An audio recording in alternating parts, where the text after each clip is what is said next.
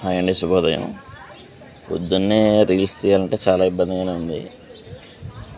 ఇప్పుడు మీకు వినపడుతుంది కదా, ఇనుప సామాన్ల వాళ్ళు, కూరగాయల వాళ్ళు, వీళ్ళందరూ ఇప్పుడు మైకులు పెట్టేశారు. ఇదివరకైతే గొంతు నొప్పెట్టేది కాబట్టి లిమిట్గా అరిచేవారు. ఎక్కడైనా ఖాళీ స్థలాలు ఉంటే ఆగి ఇళ్ల స్థలాల దగ్గర అరిచేవారు.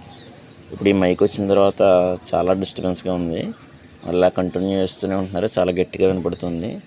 దానివల్ల రీల్స్ వీడియోస్ చేసుకోవడం కొంచెం కష్టంగానే ఉంది. వారి కష్టం వాళ్ళదే, కాదంటలేదు. కానీ మనకు వచ్చే సమస్య అయితే ఇది. సరే, ఈ విషయానికి వస్తే ఈరోజు హార్వెస్ట్ దొండకాయలండి. చాలా ఎక్కువ వచ్చాయి ఈరోజు. పాదు ఎక్స్పెండ్ అయింది కదా. వాస్తవానికి మీకు ఇదివరకు చెప్పిన వీడియోలో చెప్పాను, ఒక పాదు ఇస్తే దాన్ని మళ్ళీ డబల్ చేశాను అంటుకట్టి. మిగిలిన మొక్కలు ఇవి కూడా అలా చేయలేదు. దాదాపుగా అన్నీ కూడా కొన్నవే తప్ప దాన్ని మళ్ళీ ప్రాపగేట్ చేయలేదు. ఇది ఒక్కటి మాత్రం, అంటే నెల్లేరు రణపాల చేసి మొక్కలు ఇచ్చాను కొంతమందికి. ఇంక తర్వాత మన కోసం సెల్ఫ్గా చేసుకున్నది ఏంటంటే ఈ దొండ. దీన్ని 2 పార్ట్లు చేశాను. ఇప్పుడు అది ఇప్పుడే కాండం ముదురుతుంది. దొండకు వచ్చిన సమస్య ఏంటంటే విత్తనాల ద్వారా వచ్చిన చాలా నెలలు పడుతుంది కాపు రావడానికి.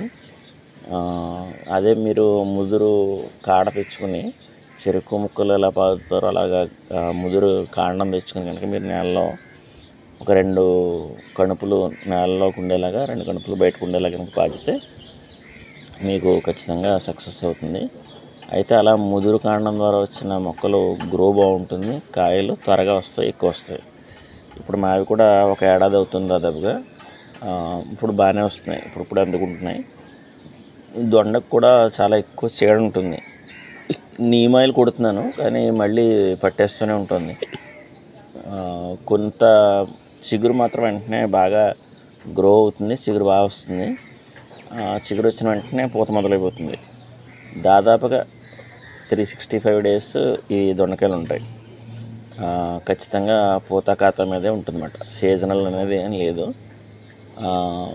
ప్రస్తుతం అయితే ఈరోజు హార్వెస్ట్ అయితే ఇన్ని కాయలు వచ్చాయి.